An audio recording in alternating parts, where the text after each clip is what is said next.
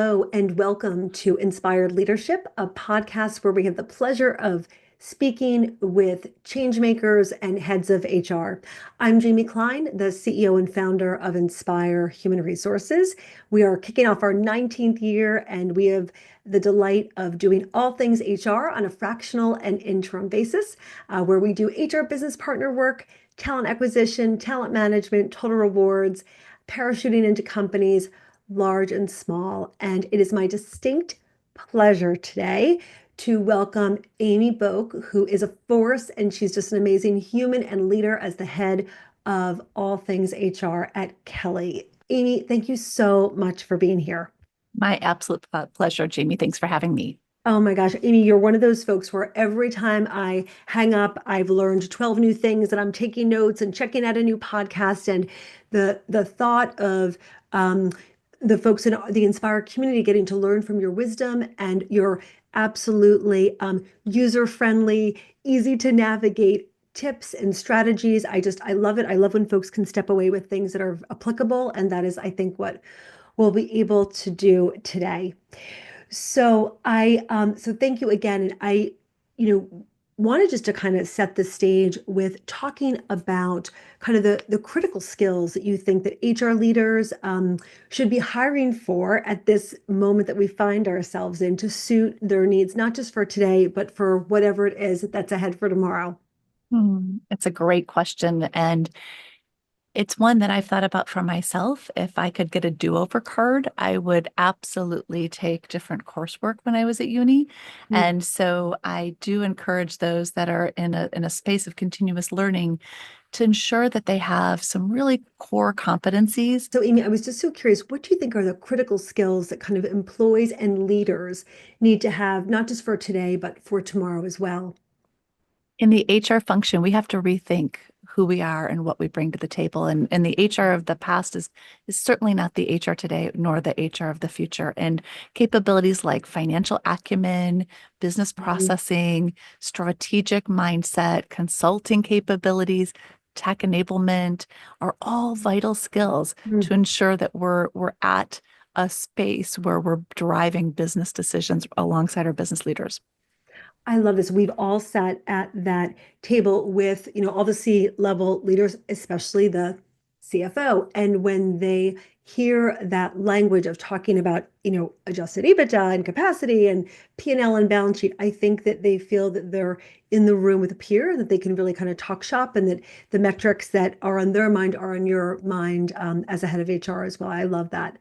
I love that. And I think you're right. I think that the skills that, I've been practicing HR since 94-ish, and the skills that kind of we came up with have really changed a bit. And I was having time yesterday with one of our clients, and they spoke about how as they chart out their path, they want to strengthen on their HR team skills around employee relations and talking about just kind of the microclimate that we live in, that they're just finding that whether it's global warming or just different things, that the stress level has been amped up just a teens for folks, that they're seeing more and more just mental health awareness, and issues among the employees, and that they really want HR to be stronger at ER. I didn't know if you had any thoughts on that Yeah. just conversation I had yesterday. I love the question, Jamie. And I actually, as you started talking, think it's important for the HR organizations to be equipped at navigating those, sort of those tumultuous conversations that may rise. But for me, what's more important is that we build leader capability and employee capability in such a way as that they can stop a conversation or check a conversation and ensure that they reestablish psychological safety and that we prevent the need for employee relations expertise, with open door and other ways to resolve them. Such a good point.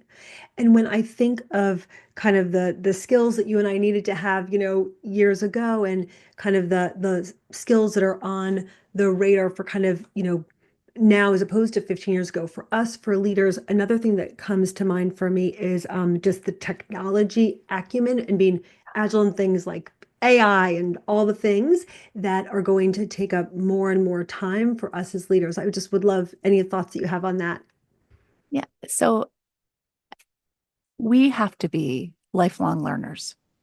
and we have to be curious and willing to jump in. And maybe a real-time example is we work in the Microsoft Teams environment, and there's this new capability in Microsoft Teams called Speaker Coach, and it works right alongside you in your Teams. You simply turn it on, and at the end of every call and conversation, it gives you real-time feedback. Nothing's recorded.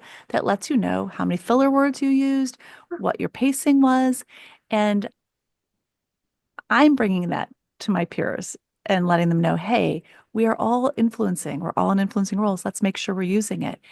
And one of another younger generational peer of mine said, "You're always teaching us new technology." And I thought, yes, yes, right? Our neural pathways are not cement. We can keep learning and keep growing. And we have to democratize and destigmatize technology in such a way as that we see it as the enabler, the human enabler, not something to be afraid of. And so I have so many other feelings about it, but that's my first response. Such a good point. I do see AI as one of those things where just bringing the growth mindset is where it's at. And I did not know that Microsoft had that tool. All right, thing one that I've already learned speaking to Amy. And it's interesting, what I always tell our leaders to do is just to try using it also at home and on the weekends if you're planning a trip with multiple destinations, whatever it is. And I love the feature where you can say, please put this in a chart. Please organize it by, most expensive hotel for the offsite to least expensive, like whatever it is, just to kind of, it's as someone said, it's not like having an Ivy League assistant, it's having a very eager assistant or an intern, someone who's just willing, because it isn't always perfectly right? But it's more about having someone who's just in a right hand that's kind of available to get you whatever information you need at the moment that you need it. And I think for those who are just getting used to it, trying it at home, and that it kind of brings itself over to work is kind of a good way to go. Yeah, yeah, yeah, yes. And what way I heard it referred to from an LLM founder a few years ago is she referred to AI enablement as a really smart intern, like where we're using ourselves, not that we build into our processes or that we build in our Yeah. capabilities. It's a really smart intern. You know that they're eager and willing to give you lots of information, but you don't trust them to speak to the board, right? Like you don't trust them to put anything out, but it's a great first draft. And I absolutely agree. Using it at home, using it in Teams, using it every day. I I probably use our internal, we have an internal product. I probably her name is Grace. I probably use her at least 5 times a day. Isn't that amazing? Right. And speeds up so many mundane tasks or routine activities and checks my email and makes it much more, accessible and sort of maybe sometimes I say make it pithy, make it smart, make it Yes. fast, like right. And I love all of that. And then also what we can do in our work processes and our capabilities for the organization. Absolutely. And I think that, as we get more used to it, as leaders, then we can speak more at, on the big stage at the town hall, kind of speak to our own experience with the tools. And, so many times employees I hear are nervous about AI replacing jobs. And I just always say it's more employees that are not comfortable. It's employees that are comfortable with AI that will replace our jobs, right? Just someone who kind of has that growth mindset. And you and I are talking, here in 25, if we were to get together in 26, 27, it would be a whole new set of technology hacks and tools that are coming at us. And like you said, lifelong learning, that really will not stop. As we kind of zoom out, I'm always just looking for the trends. And last year we saw lots of layoffs in tech in particular, but truly spanning to other industries. And, this year already, Boeing, Meta, others have already kind of announced layoffs. And it's something that HR leaders kind of always have to be ready to deal with. Unfortunately, it's definitely the least favorite part of our roles. But I'm just so curious as you think through, do you have examples of companies that you think really lead with heart and have really handled reductions in force particularly well? Well, I couldn't agree more that it's, one of the hardest, but also and hardest, humbling, and most important work that we do. It's always tough. But in my experience, lived experience and sort of researched experience, companies that handle those transitions well do so with transparency. They do so with dignity and support, both to those individuals with whom they're saying goodbye, but also to those whom they're keeping, and retaining within the teams. When I think about a really good example, I consider Airbnb, as I recall, during the pandemic. They communicated really openly about their financial performance. They offered, I think an outsized severance package. They extended healthcare beyond what I've been able to provide or seen, and also the job training and job placement is. So that's one that I think about. Great Um, example. yeah, I also think about other organizations that work really hard to change their workforce planning and internal mobility activities in such a way as that they're preventing unnecessary or unwanted layoffs, where they're upskilling and reskilling workers. Um, and workforce planning is really where it's at, to the extent you can, to try to future-proof your workforce. When you can go ahead and upskill, it is divine because one, you have all that treasured knowledge, that long-term institutional knowledge retained, and um, it is just, I think, always so good for us as humans, Yeah. us for organizations to kind of have people stay and for them to kind of pivot. So many of our clients, when they go through these reductions, really struggle with the aftercare, kind of the survivor's guilt of folks Mm. who were not impacted, and especially those who were. And a client just this week they had unfortunately a riff, and they brought in a psychologist, someone that the firm had used for their team buildings and things. And he was just really there to hold space for the leaders who had to deliver the message the night before, as well as those impacted and those that would be remaining with the organization. It's the first time that I'd ever heard of an organization doing that, but I'm hearing that it is just helping to ease some of the conversations. So, Yeah. Yeah, um, Jamie, as you say that, it sparks for me a couple of thoughts. One, we have EAPs. Most of us have employee assistance mhm, programs. We've used EAPs in, some of the, toughest situations where we've had, death of an employee is probably the most recent example, a heartbreaking person, dying honestly on the job, right? It was heartbreaking. And so we brought EAP in, but it's a great idea to bring in EAP, and make reminding people of EAP resources. It's something Kelly did not too long ago when we had a reduction force. We not only we extended the use of the employee assistance program past their exits, but we also extended their Calm app for the balance of the year.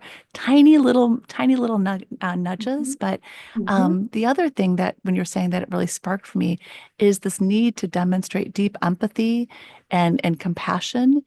And as much as I love the psychologist or the EAP person, um, for me, in my own lived experience, it's the leader being willing to sit in the discomfort of the decision, the leader taking the time to build new routines, to build, deeper connections, whether or not they're in person or virtually, allowing for one, the space for people to move through grief, and two, the, taking responsibility, and then three, starting to help the teams rebuild new connectivity and mhm, new capabilities so that they are in a position to thrive for the future.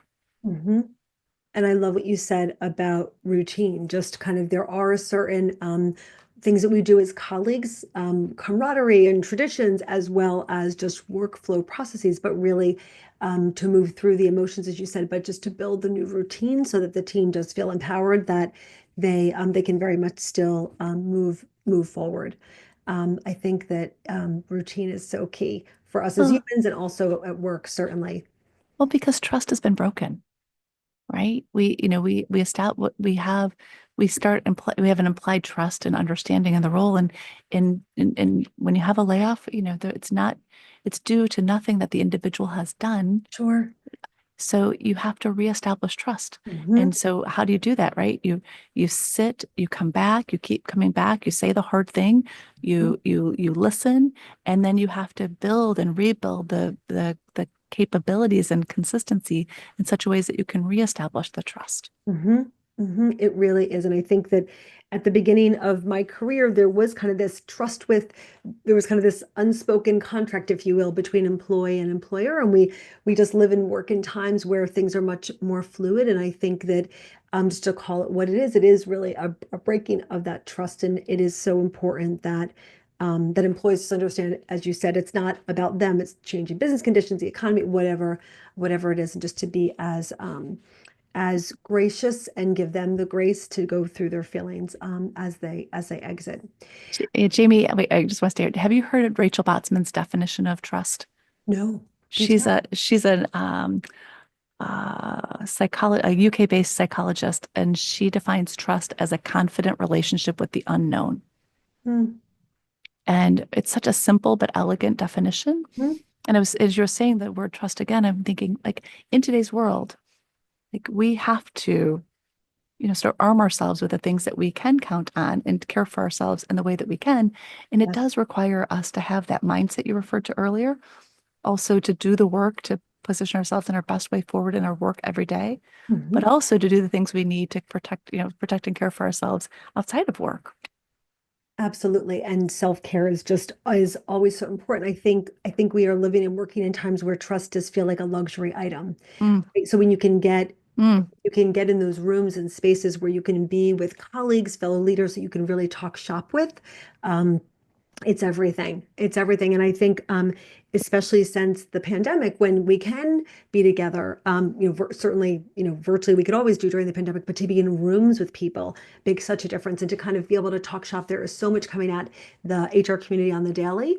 And just to be able to workshop things, it can be a very, overwhelming and lonely role. Sometimes you want to do the most creative, innovative things to take care of your talent. Um, I want to shift gears to the concept of the way that we're working now, right? Virtual, in person. There is such a movement within 25 for folks to more and more be on site. And it's who would have ever thought, here we are 5 years after the pandemic, that would be so in vogue, but boy, is it. And, I speak to so many organizations who are still kind of sorting through all the best practices, and I'm here to tell you, no one has it perfectly figured out. And I think it's important that we just state that, that no one has it nailed, because it can be humbling to try to revisit this thing that feels like Jenga, making everyone happy, including the expectations of the organization. All that said, there are things that can be done to get it as close, not as, it will never be perfect, right? But get it as good as it can be for both organization and employee. And I just would love any wisdom that you have to share on that. So first, I'd like to share that Kelly has every employee type you can imagine, people who are on assignments in every type of setting. But as a corporation, we are a remote first corporation.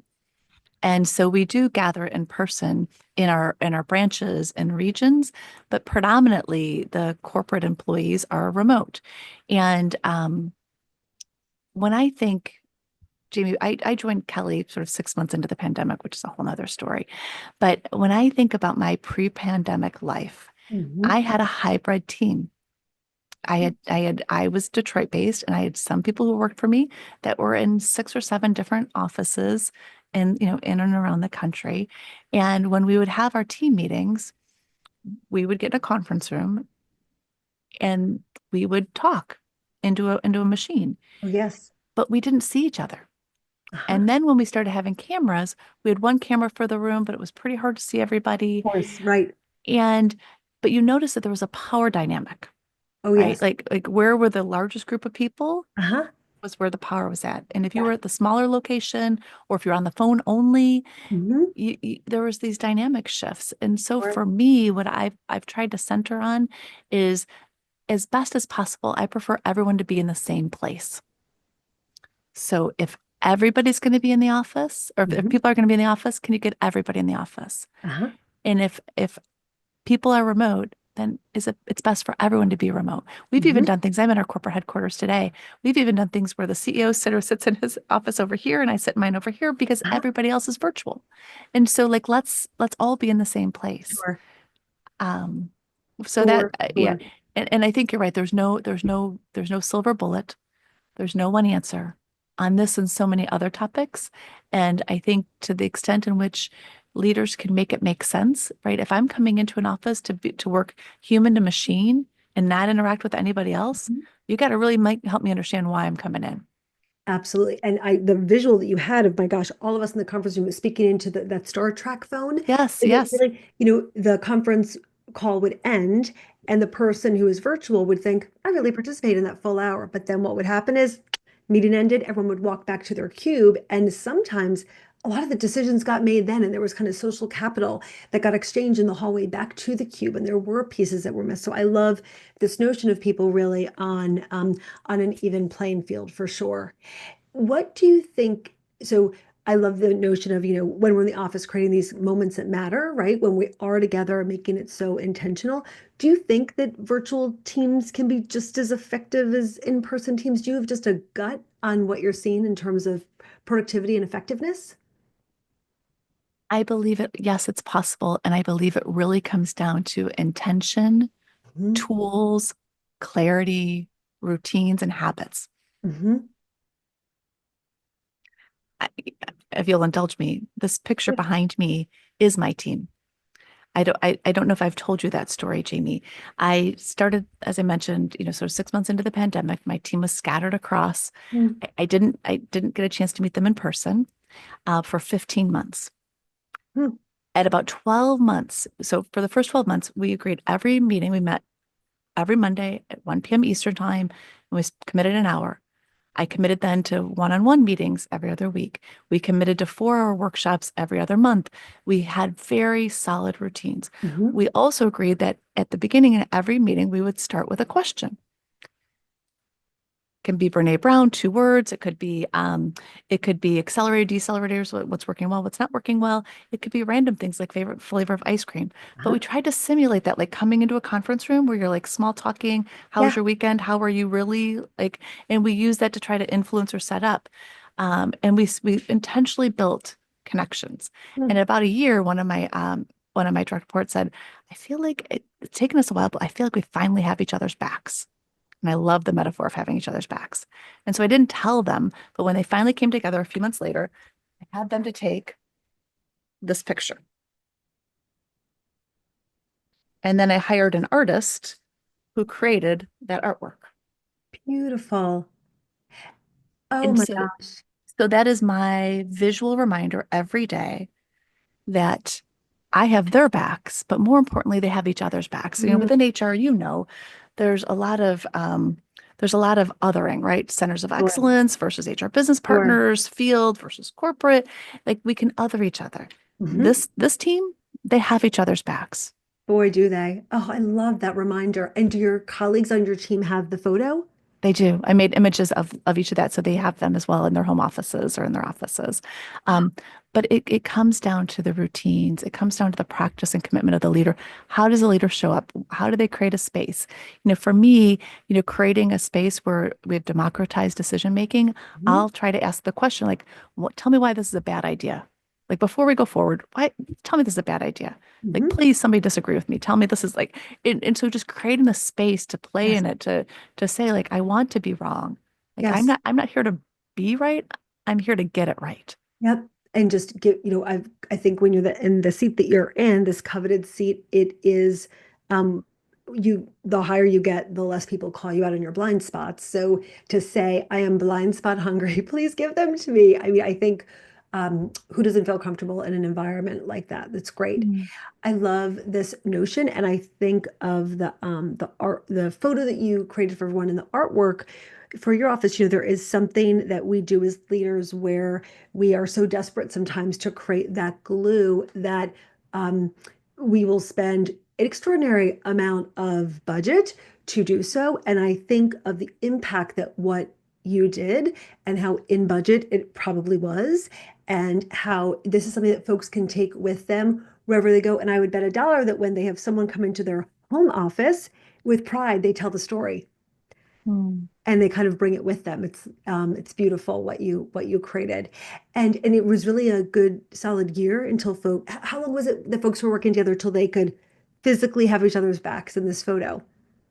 Um, I think it was so I'm in my fifth year now, and I think it was about 12 months. They were a newly formed team before I joined. Hmm. And so we really did, sort of come together in practices and habits and care. And we did our, sort of our year-end review sort of in November, December. And I was asking them, they were saying we're a high-performing team. We believe in each other. We have each other's backs. We're here and supportive and service to each other. And said, why? Why do we feel like we've done that? They had the most simple responses, right? It was the things that I've already talked about, the commitment to each other, the responsiveness, the camera on, the being present. If you're not present, somebody's taking the notes, or keeping each Uh-huh. other up to speed. Um, they're just it's a very egoless, right? That Mhm. we have a phrase of Kelly over team, team over self, Mm, just as a way to remind ourselves that we're doing, in best service of. And so mm. that prioritization is definitely seen in the team. Beautiful. And I think of Kelly's humble beginnings of when it was a Kelly girl that you would hire. And I believe that that was done to try to open the door to give um, access to careers to folks who were female. And I just know how important that commitment that everyone has a sense of belonging is to the organization. And I'm wondering, how do you best, or what have you seen really work or not work, to try to create that sense of belonging with a remote environment? And I'll answer the question, but then I want to go back to the women for a minute if we could. Please, yes, please. So the sense of belonging is, our CEO had made that commitment a number of years ago. He's deeply committed to it as a person, but also as our noble purpose and the dignity of work. And his language for belonging is everyone belongs and everyone contributes. Mm, And for me, that is diversity, equity, and inclusion bulletproof, right? We're here to ensure that everyone belongs and everyone contributes. And for me, belonging isn't about proximity. You can be in a very busy, large space. Like you're in New York City. Whenever I'm in New York City, I'm surrounded by people and I feel alone. I can do that same thing in a corporate setting. mhm, And so, or in a in-person setting, right? So it's not about proximity, it's about connection. And this idea of creating connection can be done in very small moments. mhm, It doesn't require big trips, big dollars, big gatherings.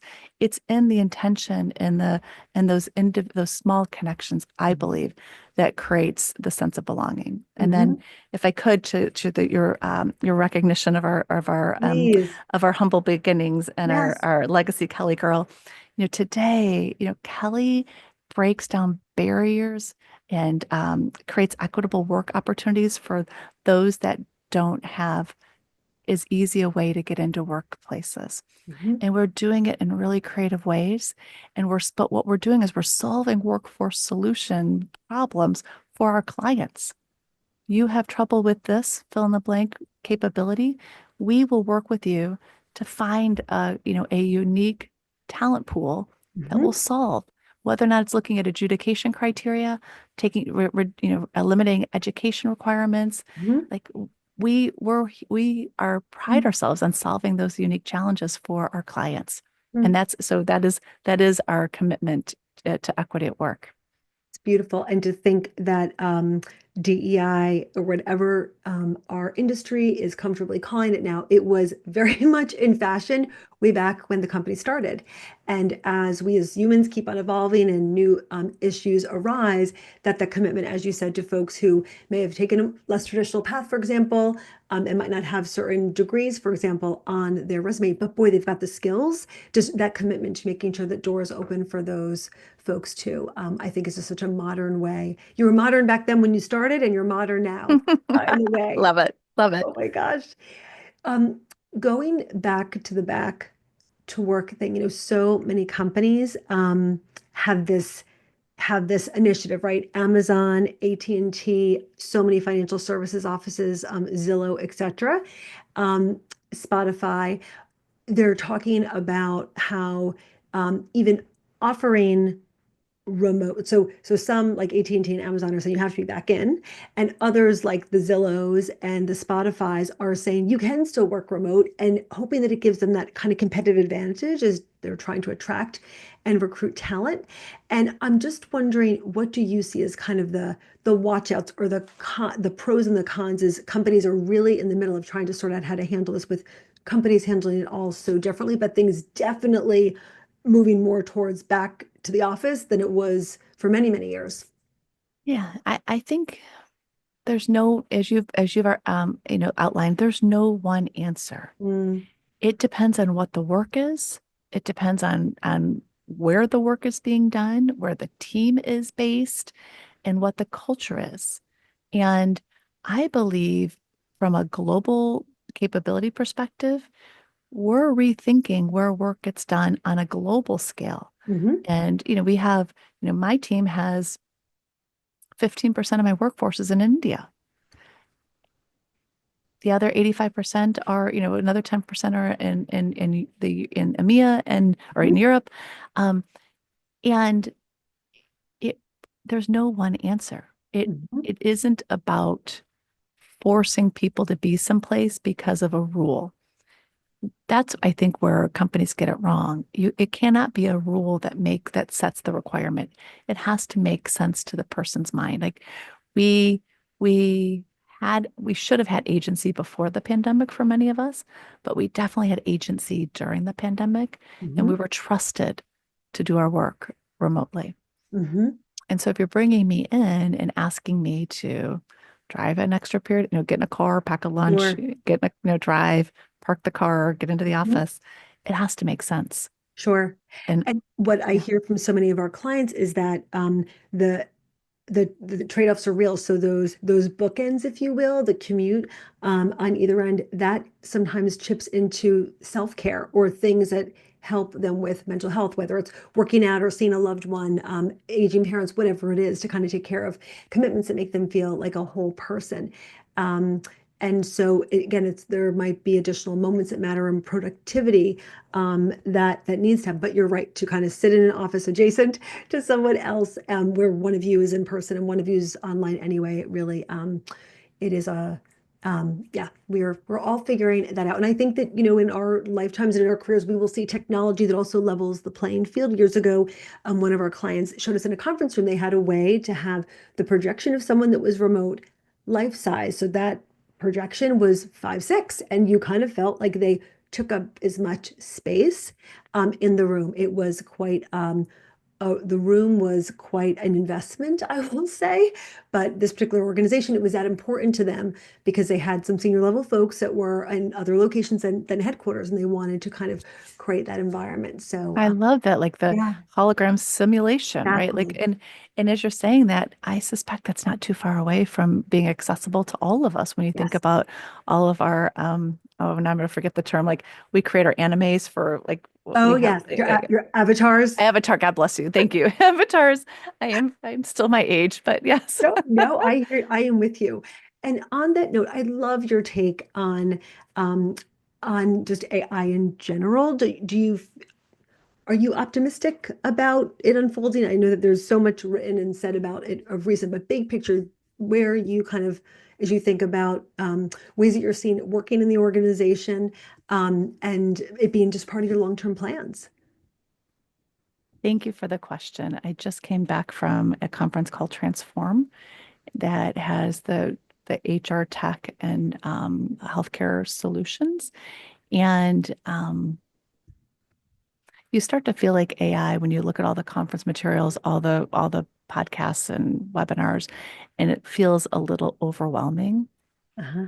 But then and maybe overdone. But then you sit and look at what's possible, um, and you realize it's essential. AI, it is in the rest of our world. It's in the rest of our capabilities. It needs to be in our workplace, whether or not it's predictive analytics, personalization, real-time feedback platforms. It's AI chatbots that feel like Mhm. you're talking to a human, right? We Mhm. have to do it. Mhm. And when I don't know the right term, but as I was listening to others talk, really smart people talk, they're talking about like, pretty soon an AI is going to be able to talk to another AI and they're going to create solutions. Now It's like how to, yeah, you're still going to need the human, right? The human has to stay in the center. sure, sure. It'll be like, yeah. judgment, decision making, right? Positive, but that the AI positively augments the human work. Mhm. It, It'll, there's, yeah, like having your people call my people to set up lunch, yes, like one of those. yes. We talked about that, Yes, having your bot call my bot, exactly. just good. And set it up kind of like Calendly on steroids, maybe. Yeah. But there is something also about the acknowledgement of how, and I love what you said about just um, the, the there's such an intersection between tech and HR. And I think that, some future of work strategists that I'm listening to talk about how the merger of those two departments are inevitable because there are such predictive analytics and data amalgamation that needs to happen more and more and more in our roles, whether it's workforce planning or capacity, whatever it might be, and that the marriage of the two departments is down the road. So if you and I were to meet in 2035, perhaps that will be happening. We would use our two AI bots to kind of schedule it. Yeah. Um, Well, it's just saying that I want to be clear. I 100% agree with you that we have to be tech forward and we have to be enabled by tech solutions. And I know in my team, I have data engineers who know how to do headless Python. Guess what? I don't really understand headless Python, but I know what they can do is they can take disparate data from around countless different systems and bring it together and give me insights and a human capital scorecard that allows me to help the business make decisions. But what I'm unwilling to do is I'm unwilling to say technology is going to become the new HR.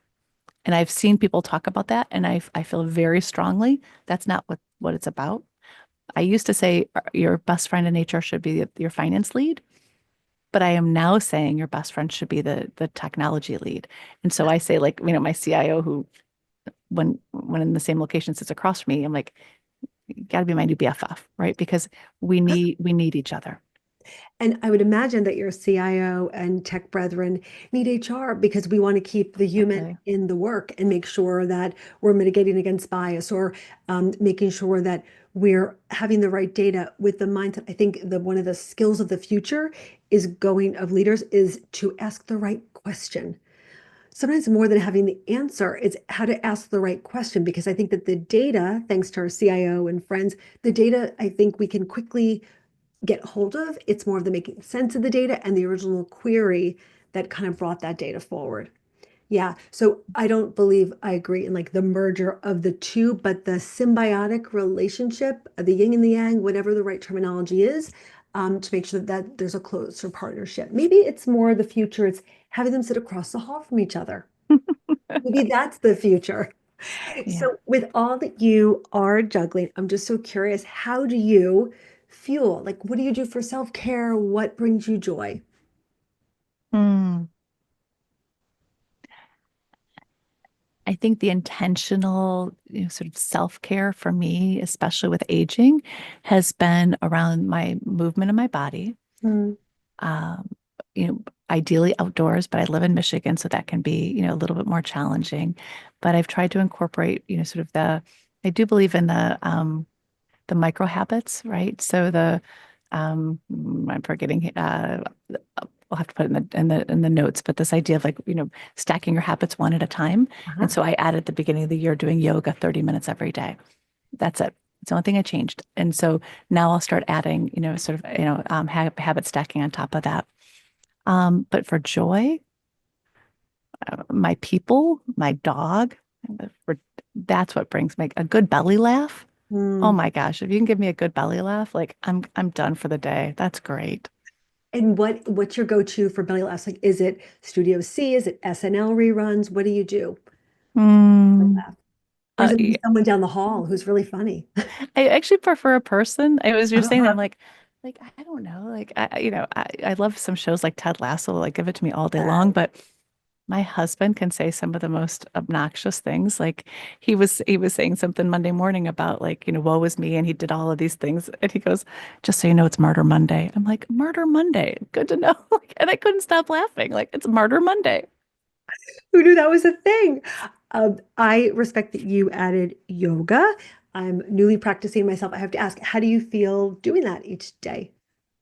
I Some days I feel like the Tin Man, and other days I feel completely, like sort of Mm, one with the class. But I feel proud of myself for honoring my commitments as best I can. And I can't tell you I hit every day for the last 90 days. So I'm trying to be gentle on myself when I missed a day or two, but I can feel it in my body when I don't. mm. So I love that you're taking that time for yourself. And Amy Boak, as we wind down and say goodbye to you, I want to say, Ah, namaste. my Namaste. gosh, I love our time together. Thank you for all of your wisdom. Thank you for all of your humility and just talking us through your own career journey and observations. And I just wish you'd continue time on the mat. What do they say? What we do on the mat translates to life off the mat. So may your That's life right. off the mat feel as good as your life on the mat. Well, and for those of you that don't know, namaste means the light that's inside of me. May the light be also, I show to you. So namaste to you. Thank you so much. Namaste. Thank you so much. Take good care and we will be in touch. Thank you, Amy. Can't wait. Thank you.